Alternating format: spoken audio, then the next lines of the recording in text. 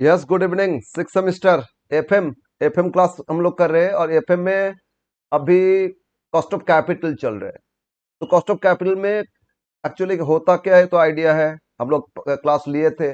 Different source of finance, company को जो पैसा चाहिए मनी, और डिफरेंट सोर्स से उन लोगों ने उठाते हैं, और उसके जब उठाते तो उनको कुछ रिटर्न भी तो देना पड़ता है ना।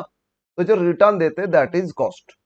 तो इसमें मैंने बताया थे सोर्स ऑफ फिनांस में एक इक्विटी है, इक्विटी शेयर इश्यू करके पैसा इकट्ठा किए। फिर दूसरा अपने पास प्रॉफिट आया लास्ट ईयर, जो प्रॉफिट अर्न किए तो उसको रख लिए एज ए डिविडेंड नहीं देके, तो जो रख लिए उससे फिर उसको री इन्वेस्ट करेंगे, वो एक भी एक सोर्स ऑफ फिनांस हो गया। प्रेफरेंस इशू किया अनदर फिनांस, डिबेंचर इशू किए एक और फिनांस, लोन लिए सब फिनांस। तो इतना सारे जो डिफरेंट सोर्स है उनको कुछ तो रिटर्न देते हैं। रिटर्न दे रहे तो मेरा तो कॉस्ट लग रहा है ना। ये जो कॉस्ट लग रहा है उसका एक्चुअली इफेक्टिव रिटर्न रेट क्या है ये फाइंड कर रहे थे। अब इतना एक सब सोर्स ऑफ फिनेंस का कॉस्ट फाइंड किए थे, cost of equity, cost of debenture, cost of loan, cost of preference share, cost of retain earnings, cost of ये सारा फाइंड किए थे। अब सबका वेटेड एवरेज कैलकुलेशन भी सीख लिए थे। क्या करते थे, सबका वेट लेके सबका कॉस्ट मल्टीप्लाई करते और जोड़ लेते, तो इससे वेटेड एवरेज कॉस्ट आ रहा था। बट प्रॉब्लम उसमें जब वेटेड एवरेज करते तो उसमें टू डिफरेंट बेस, एक तो हो गया मार्केट वैल्यू को बेस करना है, और एक बुक वैल्यू, मतलब जो बुक्स ऑफ अकाउंट्स में अब बैलेंस शीट में जो डिफरेंट सोर्स दिया है, इक्विटी शेयर कैपिटल कितना दिया है, प्रेफरेंस शेयर कितना दिया है, reserve and surplus, retain earnings कितना, उसी बुक वैल्यू बेसिस पे कैलकुलेशन करते थे। लेकिन एक बार सोचो, बुक में कुछ रिकॉर्ड है, लेकिन मार्केट में क्या होता है, इस शेयर का वैल्यू डेली चेंज होता है, डिबेंचर का भी बॉन्ड मार्केट में उसका वैल्यू चेंज होता रहता है, प्रेफरेंस का भी इसमें चेंज। तो अगर मार्केट वैल्यू चेंज हो रहे हैं तो मार्केट वैल्यू बढ़ गया तो उसके हिसाब से भी कुछ तो होना चाहिए ना। तो मार्केट वैल्यू के हिसाब से रिटर्न किया, ये भी कैलकुलेशन होता है। बट हाँ, हम लोग बुक वैल्यू से कुछ क्वेश्चन दिए थे लास्ट डे, तो जो क्वेश्चन दिए थे उसमें से एक दो सॉल्व कर लेते, फिर हम लोग आज मार्केट वैल्यू का कंसेप्ट सीखेंगे, ठीक है। और यस, मार्केट वैल्यू में ना, अच्छा पहले तो सीख लेते हैं क्या होता है, फिर पता चलेगा क्या डिफरेंस है। पहले हम लोग सीयू में कर रहे हैं, तो सीयू में पर्टिकुलरली कुछ फॉर्मूला इन लोगों ने बोल दिए, वही अप्लाई करोगे, राइट। ओके, ठीक है, लेट अस स्टार्ट। तो हम लोग आज का क्लास में सीख रहे हैं weighted average cost of capital, सीख लिए थे, उसी को कंटिन्यू कर रहे हैं। तो क्वेश्चन नंबर 23, क्वेश्चन 23, ये मैंने आप लोग को होमवर्क दिए थे, कुछ स्टूडेंट्स किए कुछ नहीं किए, लेकिन अब देख लेते हैं एक बार क्या दिया था। RIL limited of the following capital structure, company का कैपिटल स्ट्रक्चर में क्या है देखो एक बार। इक्विटी शेयर है, इक्विटी शेयर कैपिटल है ना, इक्विटी शेयर कैपिटल दिए, कितना का इक्विटी दिए, ये दिए 50 लाख, और साथ में है 15% डिवेंचर,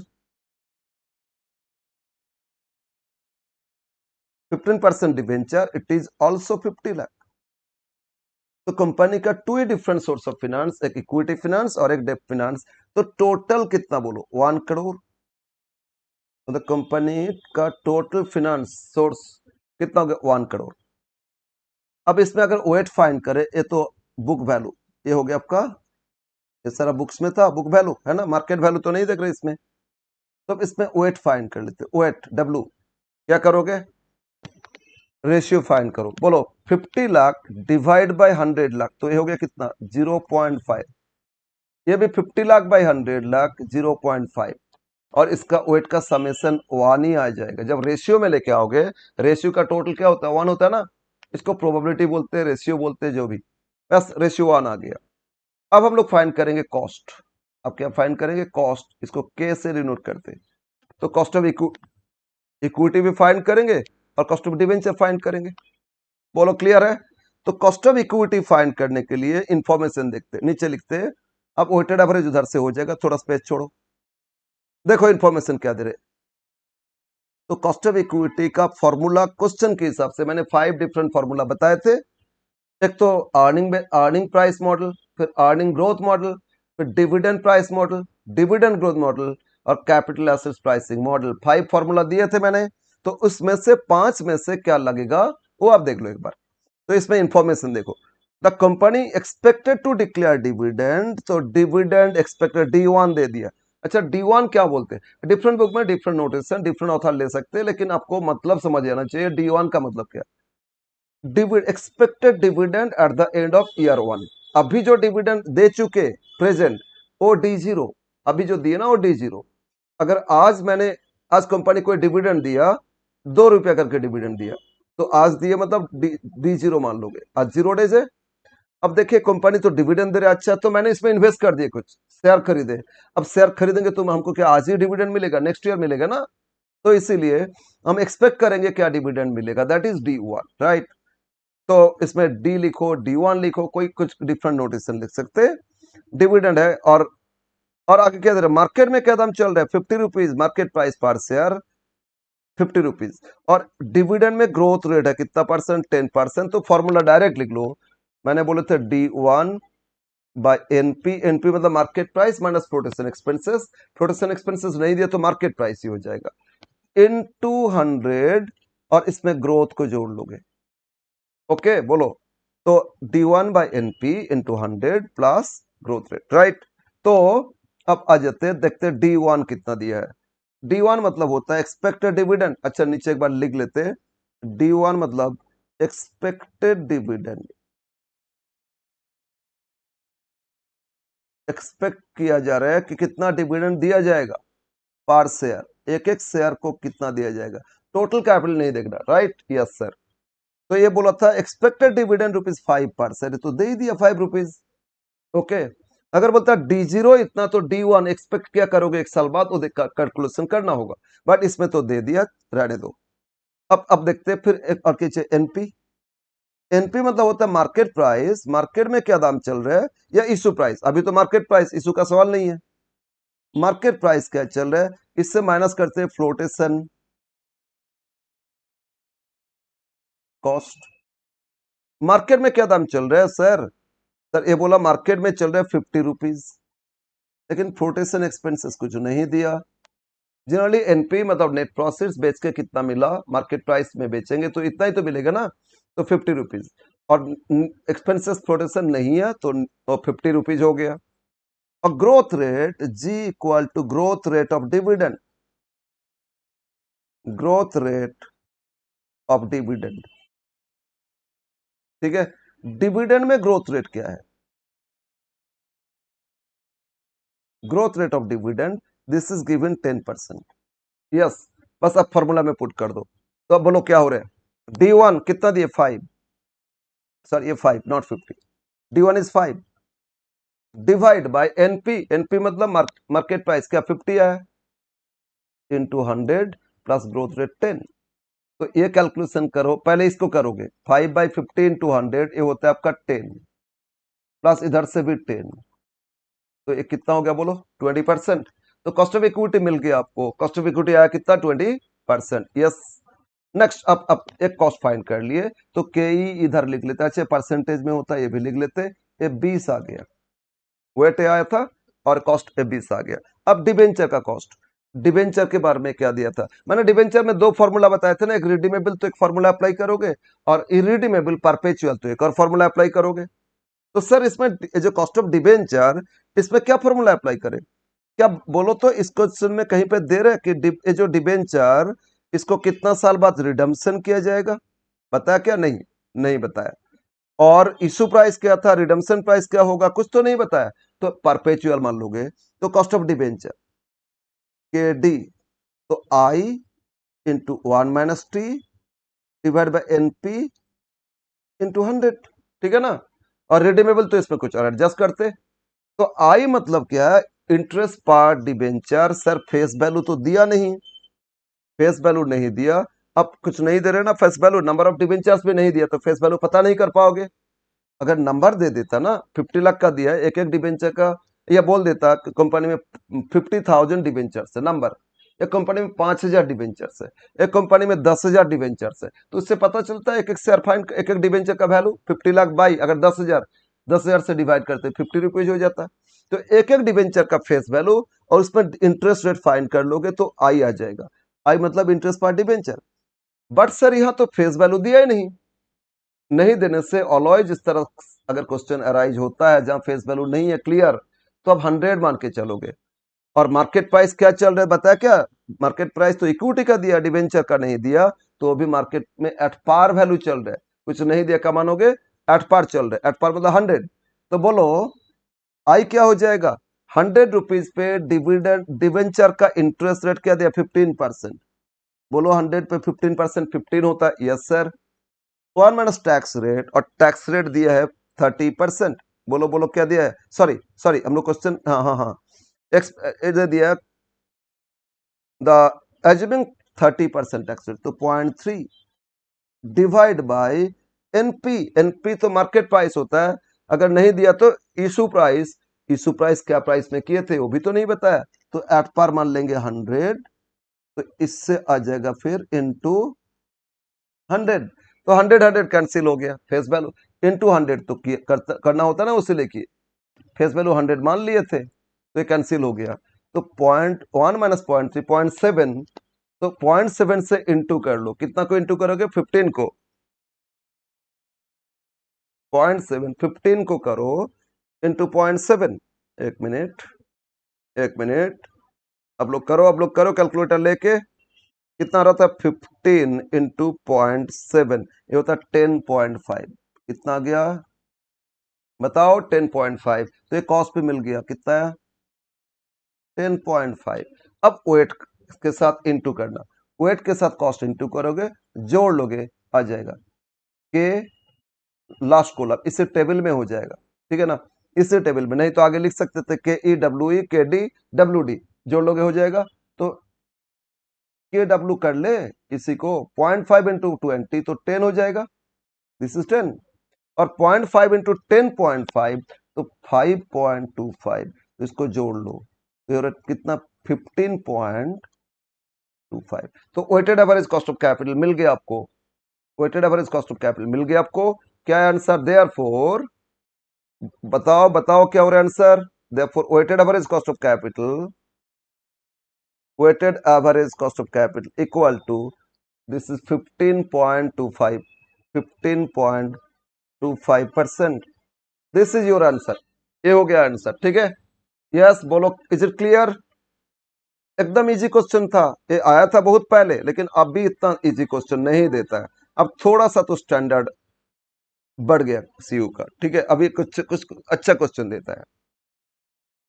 यस तो एक क्वेश्चन हम लोग 23 कर लिए, अब 24 करते हैं, फिर हम लोग वेटेड एवरेज का कुछ क्वेश्चन और सॉल्व करेंगे। 24, क्वेश्चन नंबर 24, ध्यान दो 24 में क्या दिया है, अब लोग को समझ में आ रहा है तो समझ में, नहीं आ रहा है तो भाई ये करो भाई, ठीक है, हम लोग को क्वेरी ये करो, ओके ओके ओके।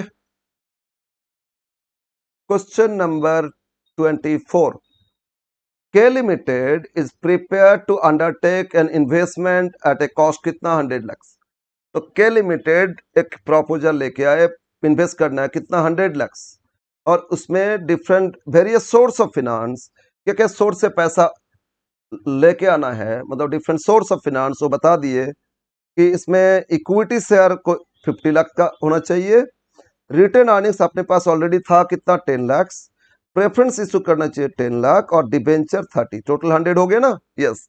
तो ये डिफरेंट सोर्स से कितना फिनांस आ गया, सबका कॉस्ट दे दिए लेकिन कुछ मिसिंग है, एक तो कॉस्ट दे दिया कॉस्ट ऑफ कैपिटल 20% इक्विटी का, रिटर्न अर्निंग्स में मिसिंग है, फिर डिबेंचर में दे दिया, सॉरी प्रेफरेंस में दे दिया लेकिन डिबेंचर में ए, और नीचे पॉइंट ए डिबेंचर के बारे में इंफॉर्मेशन है, मतलब दो कॉस्ट मिसिंग है, डिबेंचर का कॉस्ट मिसिंग है, रिटर्न अर्निंग्स कॉस्ट मिसिंग है, वो दोनों फाइंड करेंगे, फिर सबका वेट फाइंड कर लेंगे, और वेट फाइंड करके टेबल में बैठा देंगे, वो टेबल नहीं तो फिर एक लाइन में करोगे, कोई प्रॉब्लम नहीं है। तो हम लोग फाइंड करते हैं जो मिसिंग है, पहले फाइंड कर लेते तो सबका weight based on book value. Question number एक कितना, question number 24, okay, yes sir, तो फाइंड कर लेते हैं वेट, अच्छा ये टेबल ही कर ले जैसे ऊपर टेबल किए थे, मतलब ये टेबल कितना फिनांस था और सबका वेट फाइंड कर लेंगे, सबका कॉस्ट फाइंड करके लिखेंगे, और इनटू करके जोड़ लेंगे, आंसर आ जाएगा, ये हो गया वेटेड, ये आपका जो आया था weighted average cost of capital, हम नीचे लिख दिए, नीचे लिख दिए उसको, यस और टेबल कर लेते, फिनांस, ठीक है, कितना का फिनांस लिख लोगे, फिर सबका वेट, डब्लू सबका कॉस्ट के और के डब्लू ये करोगे, ठीक है ना। अब लिख लो, अब सारा फिनांस लिख लो। और फिनांस ये जो था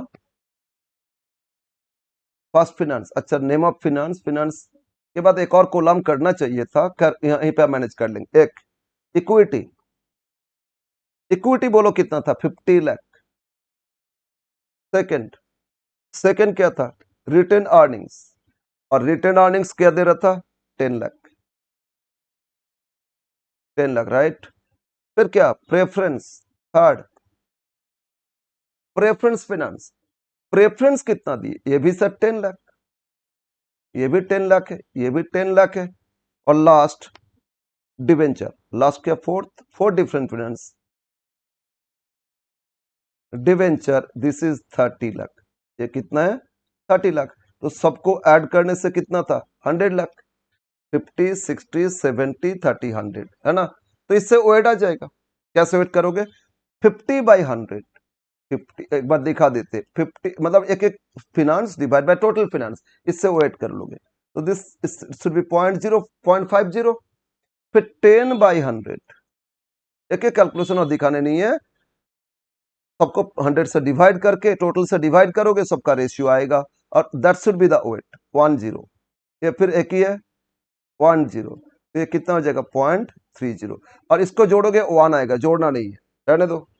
अब जोड़ोगे तो 1 ही आएगा, नहीं भी जोड़ोगे क्या 1, टोटल 1 किसी से डिवाइड करोगे, कुछ भी करोगे, जरूरत नहीं। ओके, अब नेक्स्ट कॉलम में देखो, नेक्स्ट कॉलम में देखो, सबका कॉस्ट दिया है, बट सबका नहीं, कुछ तो दे दिया है। क्या क्या दिया बोलो, फर्स्ट इक्विटी में दे दिया कितना, कॉस्ट ए परसेंटेज होता है, इक्विटी में दे दिया सर 20%, कितना दिया 20। और ये होता है retain earnings, cost of retain earnings K R equal to होता है के ई। तो ए भी लिख लोगे क्या, ए भी कितना लिख लोगे, के आर इक्वल टू के ई होता है, तो जो के आर था वही तो लिख लोगे ना, ये भी 20%। प्रेफरेंस में दे दिया सर 10%, तो ए लिख लो 10%। और डिबेंचर ये मिसिंग है, इसके लिए पॉइंट ए दिया है, तो ए हम लोग सॉल्व करेंगे, इसका कॉस्ट फाइंड करेंगे, राइट बोलो, क्लियर है ना। डिबेंचर के लिए लास्ट पैरा में आ जाओ, कॉस्ट ऑफ डिबेंचर, नीचे आ जाते, अच्छा नीचे लिख लेते कॉस्ट ऑफ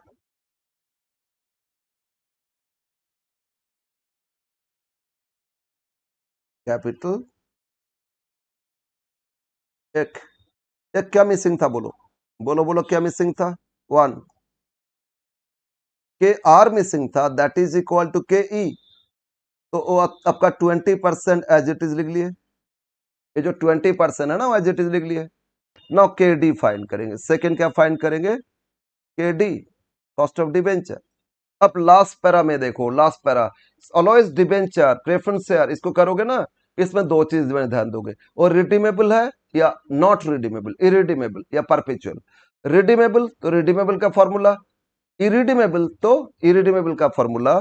तो इसमें, इसमें यस सर ये तो दिया था, क्या दिया है, 12% debenture 1000 is to be issued at a premium, issue किया था प्रीमियम में, बट रिडीमेबल आफ्टर 5 ईयर। अच्छा 5 साल बाद रिडम्पशन होगा, तो रिडीमेबल आ गया ना। तो फॉर्मूला इसमें क्या है, आई, आई मतलब एक एक डिवेंचर पे कितना इंटरेस्ट मिलेगा डिवेंचर होल्डर्स को, मतलब कंपनी क्या दे रहे हैं, अगर दे रहे हैं कंपनी को टैक्स बेनिफिट मिल रहा है, उतना प्रॉफिट कम करके ही तो टैक्स दे रहे हैं ना, तो टैक्स बेनिफिट, तो इसको भी 1 माइनस अपटी कर लो, आफ्टर टैक्स आ जाएगा। प्लस रिडम्पशन हो रहे, तो रिडम्पशन में कुछ गेन या लॉस आ सकता है, उसको भी एडजस्ट करेंगे। तो कितना साल बाद रिडम्पशन हो रहे, एन ईयर्स आफ्टर। रिडम्पशन क्या प्राइस में किया जाएगा, आरबी।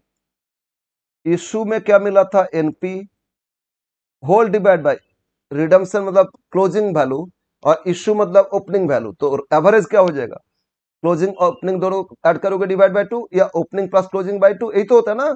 तो एनपी प्लस आरबी बाय 2 लिखो, या आरबी प्लस एनपी, प्लस में आगे पीछे करो, ए प्लस बी और बी प्लस ए एक ही होता है, but A minus B minus A same नहीं होता है, तो इसलिए प्लस में आगे पीछे कोई प्रॉब्लम नहीं है। तो आरवी इसमें लिख दो, क्या लिखोगे, RV plus NP divide by 2, आपका एवरेज हो गया है ना, क्योंकि थ्रू आउट द लाइफ हम लोग देख रहे हैं ना रिटर्न कॉस्ट क्या आएगा, तो RB plus NP by 2 average. Opening issue के टाइम इशू कुछ प्राइस था जब इशू लेके आए थे इनिशियल, और 5 साल बाद कुछ प्राइस है, तो एवरेज थ्रू आउट दर क्या, ओपनिंग प्लस क्लोजिंग बाई 2, उस पर रिटर्न देखोगे और इनटू कर लोगे क्या 100। क्लियर है ना? Yes.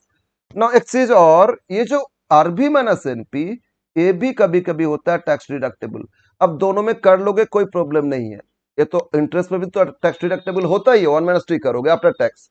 But sometimes RB minus NP, इसमें भी 1 माइनस टी अप्लाई कर सकते हो। क्लियर है?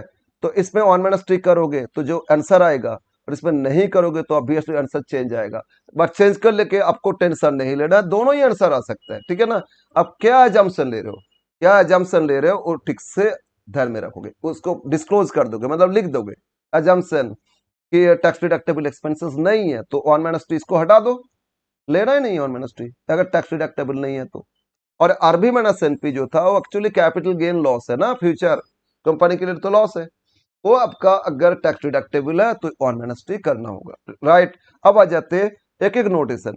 आई का मतलब क्या है? आई का मतलब क्या है? इंटरेस्ट पार डिबेंचर। आई मतलब होता है, आई का मतलब क्या बोले? इंटरेस्ट, एक एक डिबेंचर पे कितना इंटरेस्ट दे रहे? इंटरेस्ट पर डिबेंचर, ठीक है ना? तो ऑलवेज इंटरेस्ट कैलकुलेशन किस पे करते हैं? फेस वैल्यू पे, एक एक डिबेंचर का फेस वैल्यू या नॉमिनल वैल्यू। तो सर लास्ट लाइन में तो दिया था इशू एक्चुअल डिबेंचर ₹1000 इज, तो ₹1000 फेस वैल्यू।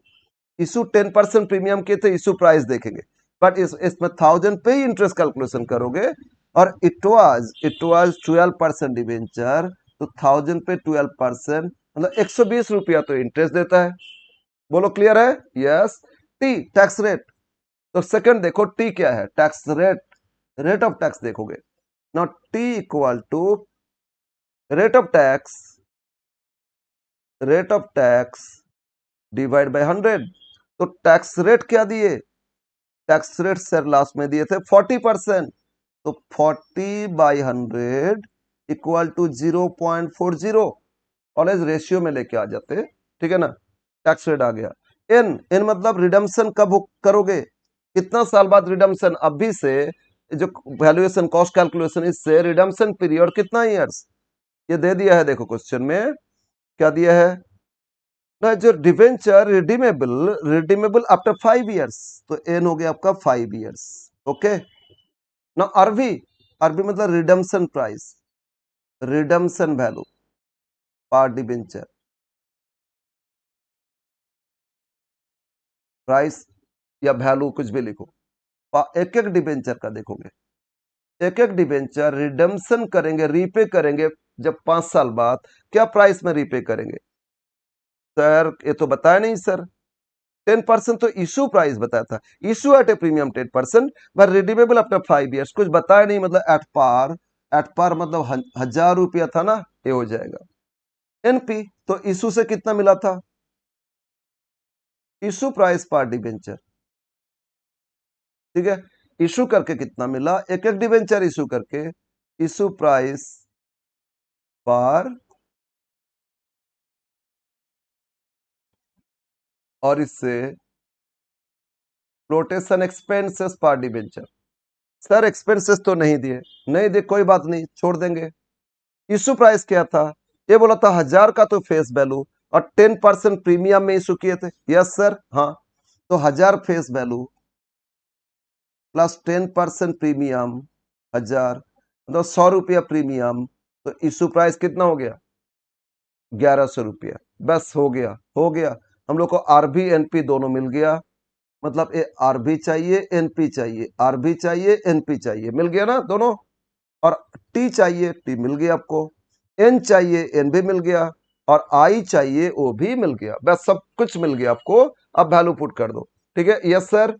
तो आप वैल्यू पुट करते, सबका वैल्यू पुट करोगे, आई कितना है 120 इंटू 1 - टी, टैक्स रेट क्या 0.4।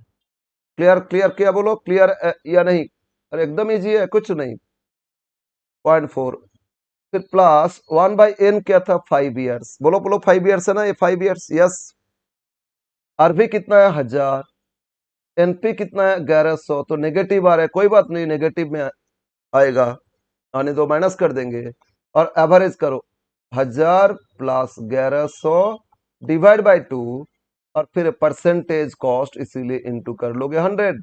बोलो क्लियर है, आगे बढ़े? Yes sir.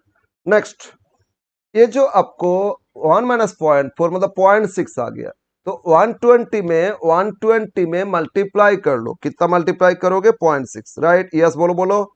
120 में क्या मल्टीप्लाई करोगे? 0.6, तो 72 आ गया। कितना आ गया? 70।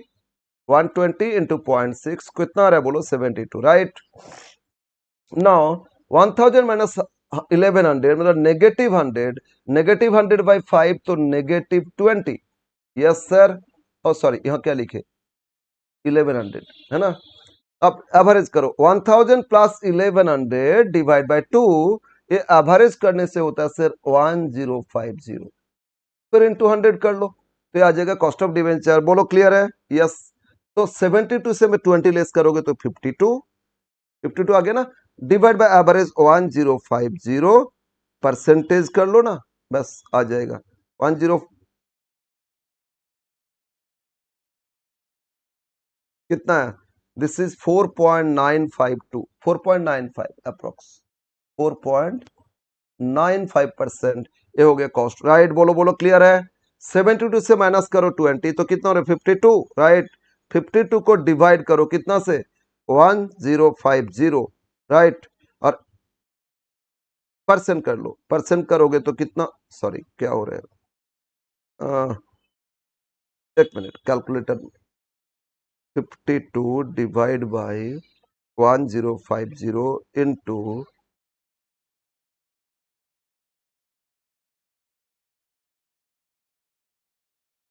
इंटू कितना? 100, तो 4.95, ठीक है? यस। तो कॉस्ट सेकेंड मिल गया आपको। अब सेकेंड कॉस्ट पुट कर दो, सेकेंड कॉस्ट अब पुट कर दो, तो इसमें कॉस्ट आ गया कितना? 4.95। अब क्या? बस कुछ नहीं है, इंटू कर लो, ये वेट के साथ कॉस्ट इंटू करोगे और सबको जोड़ लोगे, तो आपको मिल जाएगा weighted average cost of capital. नीचे फिर इंफॉर्मेशन लिख देना, weighted average cost based on mark book value, ये बुक वैल्यू था, इक्वल टू इतना परसेंट। बोलो क्लियर है? अब सबका इंटू करो, 20 इंटू 0.5 तो ये तो 10 हो गया, ठीक है ना। और 20 इंटू 0.1 तो ये तो 2 हो गया। 10 इंटू 0.1 ये तो ये आपका 1 आ गया। ये कितना गया? बोलो, 1 मिल गया आपको, ये हो गया 1। और लास्ट 0.3 इंटू कितना था? 0.3, 0.3 मल्टीप्लाइड बाय कितना हो रहा है? 4.95, ठीक है, इज इक्वल टू 1.485। कितना? 1.49 लिख सकते, 485 मतलब 49 लिख लो ना, क्या प्रॉब्लम? तो अब सबको जोड़ लो, 10 12 13 14, 10 12 13 14, तो 14.49% weighted average cost of capital आपको मिल गया। कितना है? 14.49%। बताओ बताओ बताओ, सबको समझ में आया या नहीं? एकदम इजी है, एकदम इजी। बस फॉर्मूला बेस्ड, फॉर्मूला आपको याद रखना है, ठीक है? इसमें देखोगे दो आंसर दे रहा था, 14.485, अच्छा ऐसे 85 ही आ रहा था, हम उसको 49 लिख दिए, ठीक है ना, कोई प्रॉब्लम नहीं, 14.49 लिखोगे ये भी चलेगा। सर इसमें दो आंसर क्यों, एक ही तो आया? मैंने बोला ना, ये जो RB minus NP, RB minus NP, ये भी अगर टैक्स डिडक्टेबल हो गया, इसमें भी 1 माइनस टी करोगे तो न्यूमरेटर में तो चेंज आ जाएगा, और चेंज आने से अगर एक कॉस्ट चेंज हो गया तो obviously weighted average cost change आएगा। बताओ क्लियर है या नहीं? यस, बस यही था। तो हम लोग वेटेड एवरेज कॉस्ट दो वे से करते हैं, एक book value based, book value weight लेके करेंगे, तो बुक वैल्यू मतलब जो भी टोटल फिनांस था मेरा एक्चुअल, वो बुक में कितना रिकॉर्ड है बैलेंस शीट में, उसके हिसाब से उस सबको जोड़ लो और उससे रेशियो फाइंड कर लोगे, रेशियो वेट हो जाएगा, राइट? और वही मार्केट वैल्यू तो क्या करोगे, अब हम लोग सीखेंगे आज मार्केट वैल्यू देने से फॉर्मूला क्या लगेगा। एक बार समझते क्या क्या फॉर्मूला लगेगा। लिखो, weighted average cost of capital based on market value as weight. और क्वेश्चन दोनों से ही देता है, दोनों तरफ से देता है, कोई भी एक नहीं, बुक वैल्यू से भी दे सकता है और आपको मार्केट वैल्यू से भी दे सकता है, राइट? यस। ना weighted average cost of capital based on, क्या बेस करके करेंगे, बोलो क्या बेस करके, based on market value as weight. Market value को अब हम लोग वेट लेंगे, weighted average cost of capital based on market value as weight, right, yes. Now अब हमने आपको दो चीज कुछ बता रहे हैं। मेरा डिफरेंट सोर्स ऑफ फिनेंस था, मेरा डिफरेंट सोर्स ऑफ फिनेंस था। अब समझो इसको, अब समझो इसको। इसके लिए भी मैंने दो फॉर्मूला देंगे वेटेड एवरेज कॉस्ट के लिए, लेकिन कुछ बहुत सारे कॉलेज में ऑफिस प्रोफेसर लोगों ने एक फॉर्मूला को वो लोग मानते नहीं, ठीक है। इवन बहुत झमेला हुआ एक स्टूडेंट्स के साथ मेरा, और बहुत पहले का बात बोल रहा हूँ, लेकिन वो करेक्ट बाद में प्रूफ भी हुआ। खैर वो सब कहानी छोड़ो। तो वेटेड एवरेज के लिए दो फॉर्मूला हम देंगे, लेकिन दोनों में सेम आंसर आएगा, बट इसमें हम लोग को कौन सा करना चाहिए आप लोग को, ताकि आप लोग को ना मार्क्स से प्रॉब्लम ना हो। मार्क्स तो मिलना चाहिए, वो लोग जबरदस्ती काट देगा, आपका करेक्ट है फिर भी काट देगा तो गलत बात है ना। उन्होंने उनको उनको फॉर्मूला का उतना कंसेप्ट नहीं था, इसीलिए हो सकता है। खैर, तो अब आ जाते, मेरा फिनांस में डिफरेंट फिनांस जो था उसमें सबसे पहले जो फिनांस था इक्विटी शेयर, ठीक है। कितना शेयर था मान लेते हैं, हम एक एग्जांपल ले रहे हैं, आपको साथ में समझाते जाएंगे। इक्विटी शेयर ये मान लो 1 लाख था नंबर ऑफ शेयर्स, और फेस वैल्यू कितना था ₹10 तो अमाउंट बोलो कितना है 10 लाख। ये जो 10 लाख ना ये आपका बुक वैल्यू, 10 लाख क्या है बीवी, हम बता रहा हूं। सेकंड, रिजर्व एंड सरप्लस मतलब रिटेन्ड अर्निंग, कंपनी में जो प्रॉफिट है रिजर्व है वो सारा रिजर्व एंड सरप्लस है ना, ये मान लेते हैं कितना 40 लाख। रिजर्व एंड सरप्लस कितना था 40 लाख। थर्ड फिनांस, तो इट वाज 12%, हम क्वेश्चन के साथ ही आपको समझा देंगे, क्लियर हो जाएगा। 12% प्रेफरेंस शेयर कैपिटल, कितना 12% प्रेफरेंस शेयर कैपिटल रुपीज, ये मान लो 20 इच, कुछ भी दे सकता है फेस वैल्यू 10 100 20। हाँ प्रेफरेंस और डिवेंचर में अगर फेस वैल्यू नहीं दे रहे तो 100 मान के करोगे, इजी हो जाएगा, राइट। कोई भी मानोगे कोई प्रॉब्लम नहीं है। 12% प्रेफरेंस शेयर 20 इच, ये भी आपको दे दिए 20 लाख, ठीक है। फेस वैल्यू 20 तो कितना से बोलो 1 लाख इंटू 20 होता है ना 20 लाख। फोर्थ एक और फिनेंस था, अच्छा ये आपका 15% डिबेंचर्स, और ये आपका 100 इच था। 15% डिबेंचर 100 इच, ये भी आपका 20 लाख। तो टोटल एक बार बताओ 20 20 40 40 80 90, तो एक और ले लेते फिर फिफ्थ, ये आपका ये आपका 16% लोन, 16% लोन, ये भी लेते 10 लाख, ठीक है। तो इन सबको जोड़ लोगे क्या मिलेगा, book value of finance total finance, ये होता है 100 लाख। बताओ ये होएगा या नहीं, यस सर। अब मान लो सबका कॉस्ट दे दिए, सबका कॉस्ट दे दिए, कॉस्ट है ना के, इक्विटी का कॉस्ट दे दिए कितना से 15%, ये सारा परसेंटेज में होता है, राइट। रिटेन अर्निंग्स का भी 15%, मतलब cost of equity cost of retain earnings same होता है ना, यस। तो प्रेफरेंस शेयर का भी मान लो रेट दे दिया था, ये आपका 10%। डिबेंचर में आया था 9.8%, और लोन में आया 11.2%। ये अपना मन से ले रहे हैं जम्पसन, ठीक है। ये कॉस्ट कैलकुलेशन करके आया, मान लेते हैं ये सब आया कैलकुलेशन करके, ठीक है ना। बट हम लोग को देखना होगा मार्केट वैल्यू एज वेट, तो हम लोग ना मार्केट वैल्यू सबका फाइंड करेंगे। मार्केट वैल्यू सबका मार्केट में क्या दाम चल रहा है ये फाइंड करेंगे, ठीक है ना। नाउ मार्केट वैल्यू के लिए कुछ इंफॉर्मेशन चाहिए, जैसे ये जो इक्विटी शेयर है इसका मार्केट में क्या दाम चल रहा है, शेयर मार्केट में अब आज का दाम क्या चल रहा है। शेयर मार्केट ओपन कर ले, कंपनी का नाम लिख देंगे किसी भी साइट पे, और देख लेंगे आज का प्राइस, देखोगे प्राइस पता चल जाएगा, ठीक है ना। तो उस प्राइस में मान लो मार्केट वैल्यू क्या चल रहा है, इक्विटी शेयर का मार्केट में दाम चल रहा है आपका कितना 80 रुपीज, एक एक शेयर का 80 रुपीज मान लो, मान लेते तो बोलो, तो 1 लाख इंटू 80 लाख हो जाएगा ना, बोलो होएगा या नहीं। तो मान लो 1 लाख शेयर था और मार्केट में एट द रेट क्या दाम चल रहा है, 80 रुपीज 80, तो 80 ये दे देगा क्वेश्चन में मार्केट में क्या दाम चल रहा है, तो 80 लाख वैल्यू हो गया ना। यस सर, 80 लाख ये मार्केट वैल्यू भी इक्विटी हो गया।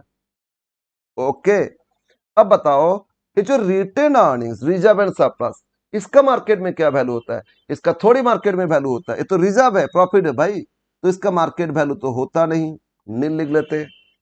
अब बोलो प्रेफरेंस का तो मार्केट में कुछ वैल्यू होना चाहिए, बुक वैल्यू 20 था, मान लो मार्केट में इसका दाम चल रहा है कितना, 19 रुपीज चल रहा है, मान लो तो अगर तो अब देखो 20 लाख और 20 रुपया इस तो 1 लाख था, number of debentures, number of preference sir कितना, 1 लाख, ऐसे तो 20 रुपया, लेकिन मार्केट में क्या दाम चल रहा है, 19, तो ये हो जाएगा 19 लाख।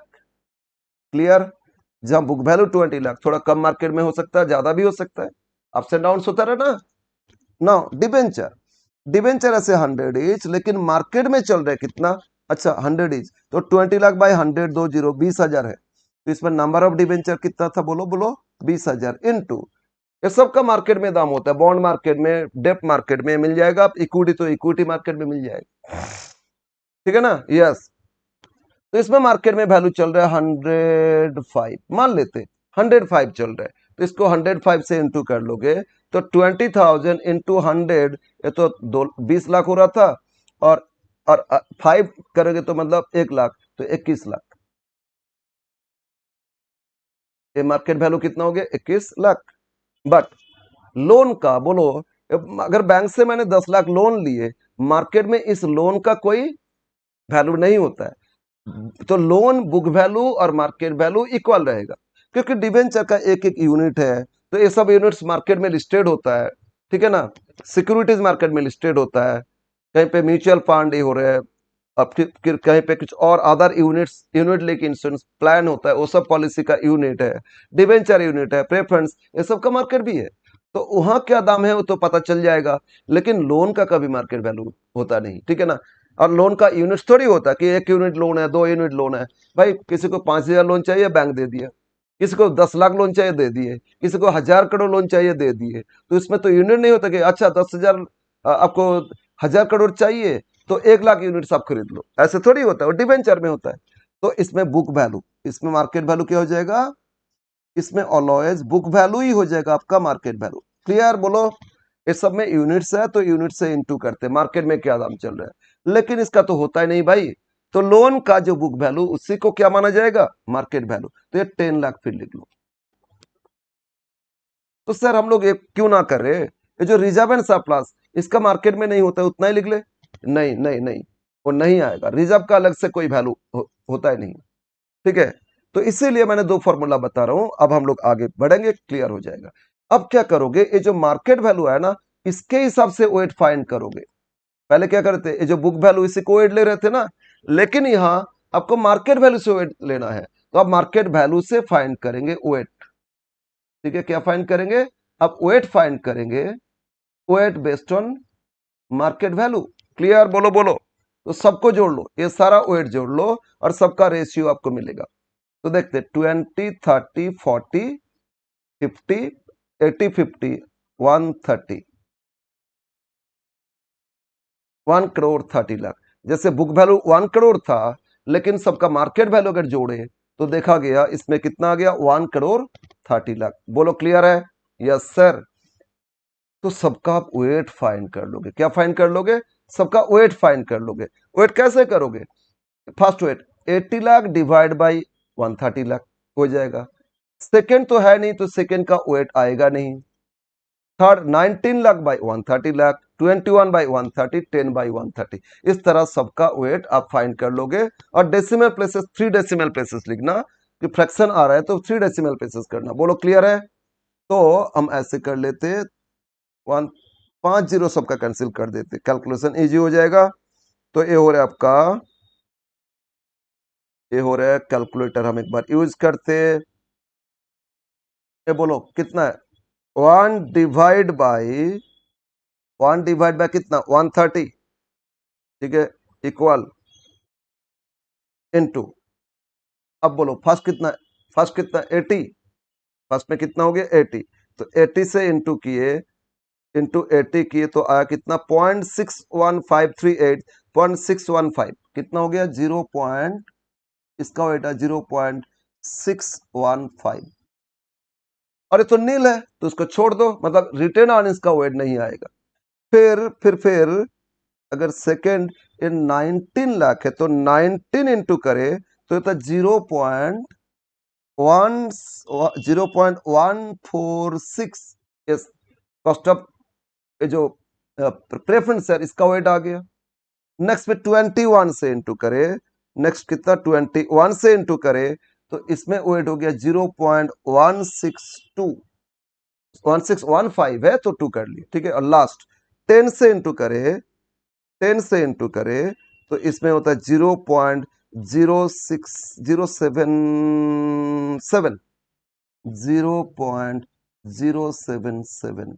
एक बार देख लेते, 5, 11, 13, 27, ठीक है, ठीक है, ठीक है। इसका वेट को जोड़ोगे तो 1 ही आएगा, आपका वेट जोड़ोगे 1 आ जाएगा, राइट। अब क्या करना है बोलो, ये जो कॉस्ट था, एक कॉस्ट के साथ वेट इंटू करोगे, एक कॉस्ट के साथ वेट इंटू करोगे, और उससे जो भी वेटेड एवरेज आएगा that should be weighted average cost based on market value. तो एक ही है, एक ही क्वेश्चन, एक बार मार्केट वैल्यू के हिसाब से वेट लेके कर रहे हैं, और दूसरा बार हम लोग बुक वैल्यू लेके कर रहे थे, है ना। इसी बुक वैल्यू से रेशियो फाइंड कर लोगे, जो 101 करोड़ है, 10 लाख बाई 1 करोड़, 0.1 हो जाएगा, 0.4 हो जाएगा, 0.2, 0.2, 0.1 ये आ जाएगा ना। उसके साथ कॉस्ट इंटू करोगे तो बुक वैल्यू के हिसाब से आ जाएगा। तो किसी क्वेश्चन में ना ये पूरा दे सकते हैं, एक बार बुक वैल्यू के हिसाब से बताओ, एक बार मार्केट वैल्यू, तो ये टेबल कर लेना। एक बार बुक वैल्यू है, इससे वेट फाइंड करोगे, कॉस्ट इंटू करके वेट अब आ जाएगा। एक बार मार्केट वैल्यू फाइंड करोगे, इसी कॉस्ट के साथ फिर इंटू करोगे, वेटेड एवरेज कॉस्ट मिल जाएगा। क्लियर है, बोलो यस। अब W इंटू के इंटू डब्ल्यू, अब इंटू करो के इंटू डब्ल्यू, और इसको जोड़ लोगे तो मिल जाएगा weighted average cost of capital. बताओ क्लियर है या नहीं, बताओ क्लियर है या नहीं। तो इसके लिए हम आगे फॉर्मूला लिखेंगे। एक बार क्या फॉर्मूला हो रहा है ना, हम लोग रिटेन अर्निंग्स इसको नहीं लेंगे, इसको नहीं लेंगे विदाउट कंसिडरिंग रिटेन अर्निंग्स, उसका कॉस्ट छोड़ के, उसका वेट छोड़ के, बाकी सबका लेके वेटेड एवरेज कर लेंगे। क्लियर। तो मल्टीप्लाई करो किसके साथ, 15 के साथ इंटू करो। अब आ जाओ 15 इंटू क्या था 0.615, 15 इंटू 0.615 ये हो गया 9.225। सेकेंड है ये आपका 15, ये तो नहीं है, थर्ड 10 इंटू पॉइंट तो हो जाएगा 1.46। फोर्थ 9.8, कितना 9.8 मल्टीप्लाइड बाय कितना है 0.162, multiply 0.162 and it's equal to, ये हो गया आपका 1.587558। Last one 11 point, last one क्या है 11.2 मल्टीप्लाइड बाय 0.077, इट्स 0.862, राइट। अब इन सबको ऐड कर लो, इन सबको ऐड करोगे अल्टीमेटली जो मिलेगा आपको that should be weighted average cost of capital based on market value. Yes, तो जोड़ लेते, सबको जोड़े आप।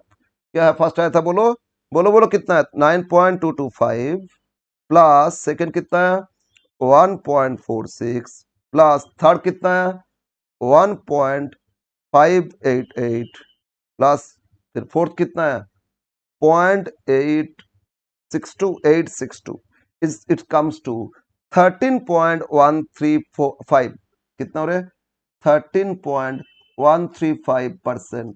तो लास्ट में लिख लेना weight therefore weighted average cost of capital based on market value equal to 13.135%। बोलो एक समझ में आया। तो मैंने एक बार लिख रहा है, इसका फॉर्मूला आप दे रहे हैं, तो कैलकुलेशन तो हो गया, वो कि वही टेबल बनाओगे हो जाएगा ऐसे ही, लेकिन हम लिख रहे हैं वेटेड एवरेज करोगे विदाउट कंसिडरिंग, किसको कंसिडर नहीं करके, without considering retain earnings, cost of retain earnings, इसका वेट इग्नोर करके, इग्नोरिंग मार्केट वैल्यू में फॉर्मूला, मार्केट वैल्यू का एक फॉर्मूला चल रहा है, इसमें दो करेंगे, एक बार विदाउट कंसिडरिंग रिटेन अर्निंग्स, तो लिखो formula weighted average cost of capital. Sir solve कर लिए इसके बाद, अरे लिखो ना बस वही चीज को, इसीलिए कंसेप्ट समझ में आ गया ना, और क्या है, उसी को फॉर्मूला में लिख देते, विदाउट कंसिडरिंग, विदाउट कंसिडरिंग, इसको कंसिडर नहीं करेंगे, without considering retained earnings, retained earning, ये जो reserve and surplus retain earnings, इसको कंसिडर नहीं करे तो यह जितना भी फिनांस था सबका फिनांस, सबका कॉस्ट, सबका वेट इनटू करके जोड़ लोगे आ जाएगा, रिटेन अर्निंग्स को इग्नोर करोगे, तो इसमें weighted average cost of capital equal to this is that should be K E W ई लेंगे, के पी डब्ल्यू पी लेंगे, लेकिन रिटेन अर्निंग्स को छोड़ देंगे, K D W D cost of debenture weight of debenture लेंगे, और cost of loan weight of loan लेंगे, सबको लेंगे। ये जो cost of debenture, cost of retain earnings, weight of retain earnings, इसको कंसिडर ही नहीं करेंगे। तो सर तो एक नहीं किए तो पूरा गलत हो जाएगा, नहीं, आंसर सेम आएगा, इसीलिए मैं दूसरा फॉर्मूला में आ पा रहा हूं। एक तो विदाउट कंसिडरिंग, पहले क्या किए बोलो, रिटेन अर्निंग्स को कंसिडर ही नहीं किए, रिटेन अर्निंग्स को कंसिडर ही नहीं किए, क्यों नहीं किया आप समझेंगे, आप सेकंड में आते। विथ कंसिडरिंग, आप सेकंड क्या देखेंगे, विथ कंसिडरिंग लिख लेते, विथ कंसिडरिंग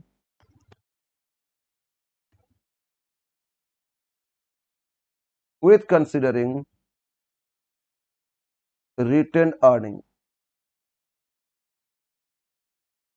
अगर रिटेन अर्निंग भी कंसिडर करेंगे तो फॉर्मूला में ना, ये जो फॉर्मूला ऊपर लिखे थे इसमें क्या कहते थे, रिटेन अर्निंग को छोड़ दिए थे, या तो इसमें तो रिटेन अर्निंग को भी लेंगे, इसमें क्या करेंगे, रिटेन अर्निंग को भी हम लोग लेंगे। तो अब लिखो weighted average cost equal to K E W E plus K R W R, मतलब cost of retain earnings, weight of retain earnings, plus K P W P plus K D W D plus K L W L, मतलब सारा finance, जितना भी finance है इस, ये सारा finance का कॉस्ट एज इट इज करेंगे। लेकिन सर क्वेश्चन अराइज हो रहे हैं, अब इसका वेट कैसे पता कीजिएगा, अब तो बोले कि रिटेन अर्निंग्स का वेट ही नहीं होता है, जीरो होता है। अब हम उसी को समझेंगे, इसमें क्या बताया, इसका वेट कैसे करेंगे, मतलब हम लोग दो चीज का वेट देखेंगे, आप ये दोनों का cost of, weight of equity, weight of retain earning, sorry weight नहीं, सॉरी नीचे, वेट ऑफ, सॉरी ये ऊपर का पार्ट नहीं है, ये तो विदाउट कंसिडर किए थे ना, विथ कंसिडरिंग में वेट ऑफ इक्विटी और वेट ऑफ रिटेन अर्निंग, ये दोनों ही मैटर कर रहे हैं, ये दोनों कैसे करेंगे समझो, ये दोनों कैसे करेंगे ये समझना जरूरी है, ठीक है, यस नो, इसको कैसे करोगे, तो स्टेप वन पूरा फाइंड कर लो, market value of equity share, find market में क्या दाम चल रहा है इक्विटी शेयर्स, ठीक है। जैसे इस क्वेश्चन में आ जाओ, इक्विटी शेयर, इसी में देखो मार्केट वैल्यू 1 लाख शेयर था ना, और 80 रुपया चल रहा है, तो 1 लाख इंटू 80 कितना हो जाएगा, 80 लाख। तो एज पर आवर एग्जाम्पल, ऊपर का जो example, this that should B 1 lakh into 80 and that is 80 lakh, 1 lakh into 80 करोगे कितना मिलेगा बोलो, 80 लाख। बट अब क्या करना है, अब स्टेप 2 फाइंड करोगे रेशियो, बुक वैल्यू रेशियो, ये भी ध्यान दो, book value ratio of equity share and retain earning,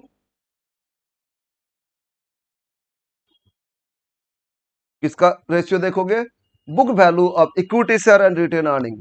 तो ये जो अब इसमें आ जाओ, actually market value of equity तो 80 लाख आया था, लेकिन बुक वैल्यू अगर देखे तो बुक वैल्यू यहां देखो, ध्यान दो, इक्विटी शेयर का बुक वैल्यू कितना दिया 10 लाख, और reserve and surplus retain earnings कितना 40 लाख, तो क्या रेशियो 1:4, ये रेशियो को देखोगे, ठीक है ना। और इस रेशियो से ये जो टोटल मार्केट वैल्यू इक्विटी क्या था उसको डिस्ट्रीब्यूट कर देंगे, समझ में आया। तो क्या करना होगा आपको, कंपनी का बैलेंस शीट में इक्विटी शेयर टोटल फाइनेंस में से कितना था, बोलो इक्विटी शेयर कितना था 10 लाख, और रिटेन अर्निंग्स कितना था 40 लाख, तो 10:40, ठीक है।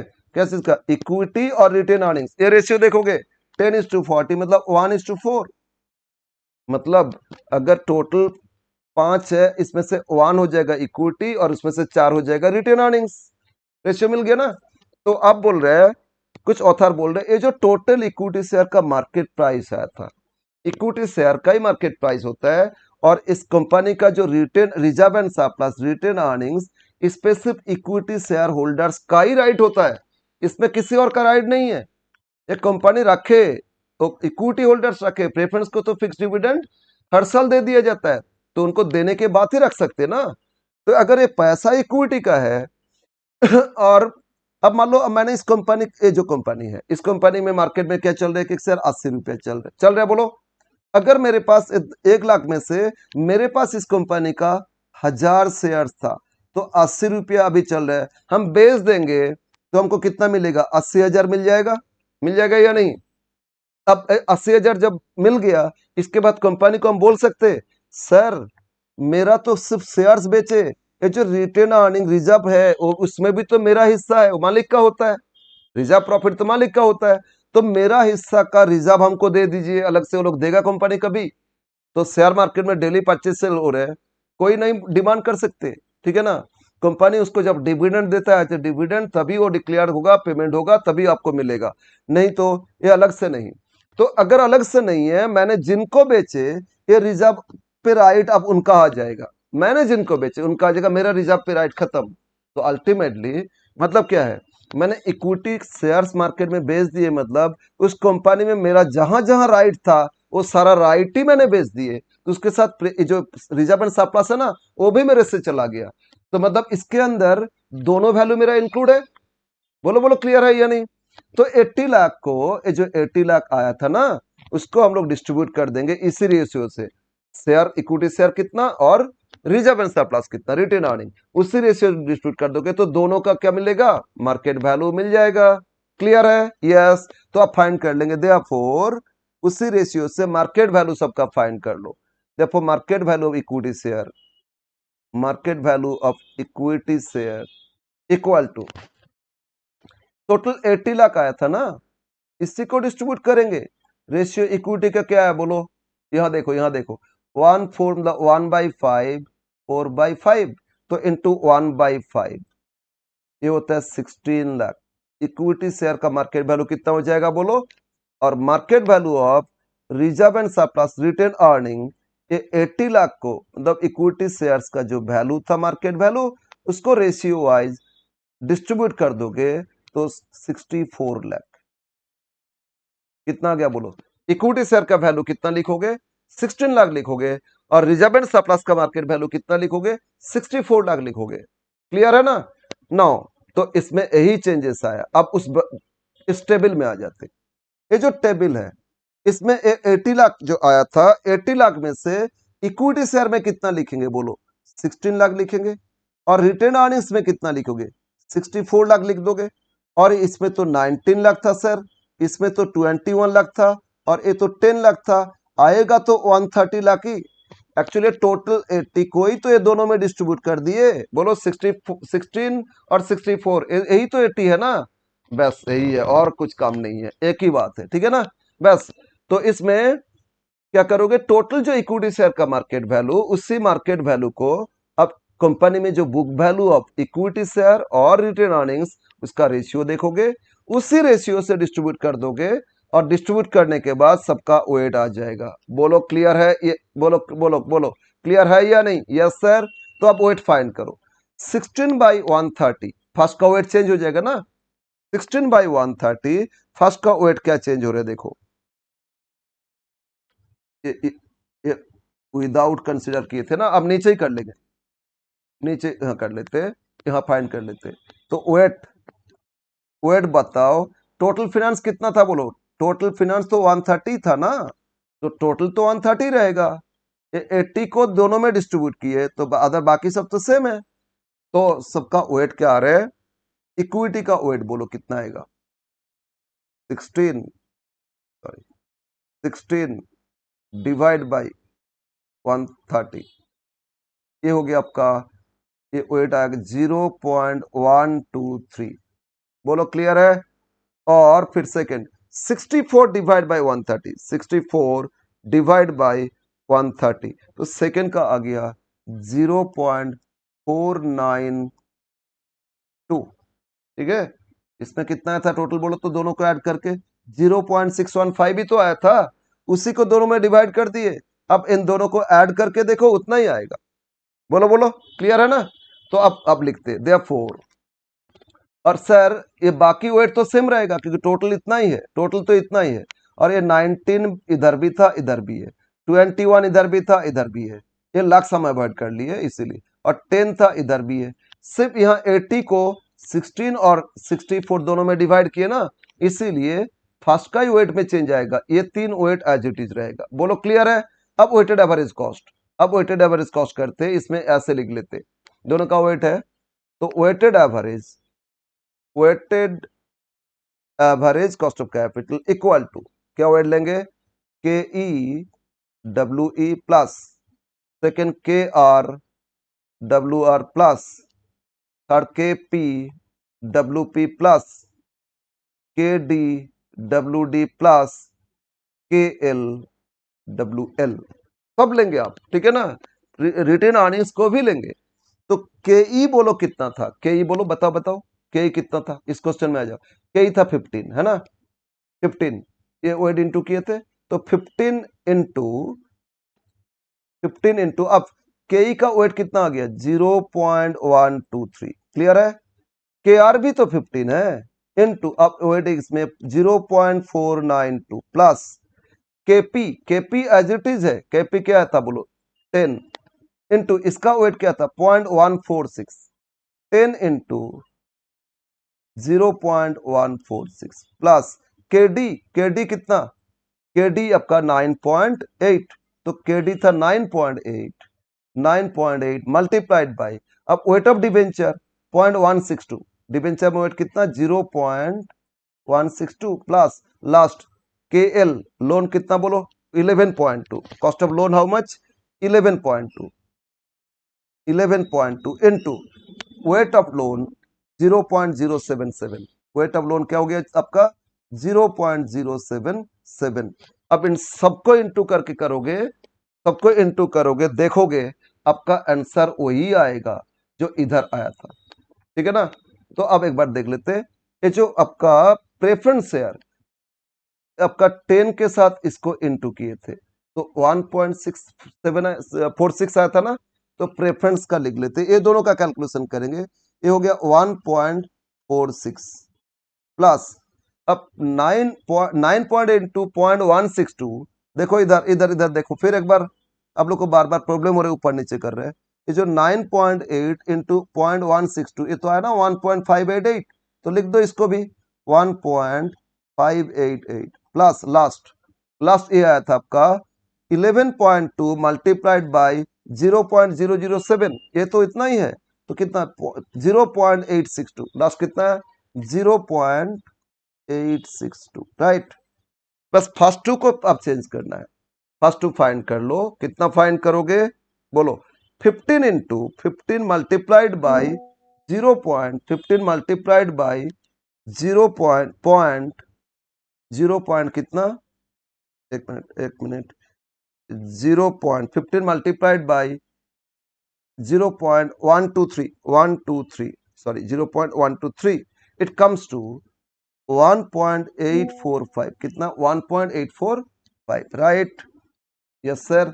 नेक्स्ट प्लस फिर 15 इंटू फिर कितना 15 इंटू सेकेंड और आपका 0.492 एंड इट कम्स टू 7.38, ठीक है। तो फास्ट 2 आया। 7.38 प्लस ऐड कर लेते, प्लस कितना फास्ट, सॉरी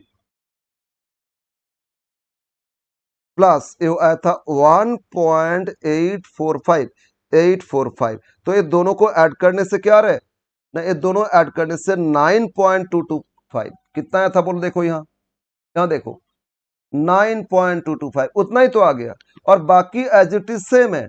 तो ओवरऑल देखोगे, इसको जोड़ लोगे, जरूरत नहीं इसको सबको जोड़ोगे, जो आंसर पहले आया था कौन सा आया था बोलो ना, 13.135, इसमें भी आ जाएगा 13.135%।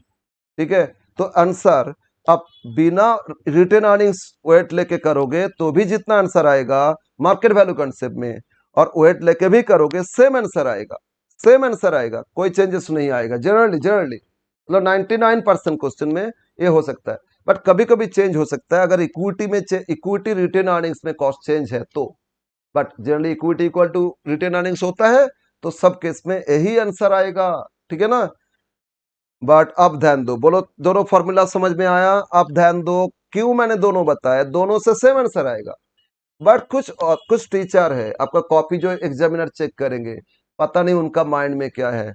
आप सेकेंड फॉर्मूला आप रिटेन अर्निंग्स को इस तरह डिस्ट्रीब्यूट करके नहीं दोगे, सेकेंड फॉर्मूला अप्लाई नहीं करोगे, मतलब वो रेशियो में मार्केट वैल्यू इक्विटी फाइंड करना, इक्विटी और रिटेन रिजर्व एंड सरप्लस, इसमें रेशियो बुक में क्या था उसके फाइंड देख लो, उसके हिसाब से उसके हिसाब से उसके हिसाब से बाकी क्या करोगे, वो जो टोटल मार्केट वैल्यू उसको डिस्ट्रीब्यूट कर दोगे और वेट सबका फाइंड कर लोगे। ठीक है, अब वेट फाइंड करके सबको इनटू करोगे, जोड़ लोगे, आंसर एक ही आएगा। बट ये second formula apply with considering retain earnings, ये फॉर्मूला नहीं करोगे तो आपसे हो सकता है कोई टीचर मार्क्स काट ले, तो एग्जाम में आपको 10 मार्क्स आएगा, 10 मार्क्स अगर काट लिए एकदम जीरो दे देते उन लोगों ने, तो बहुत गड़बड़ हो जाएगा, बहुत एक नाइंसाफी है।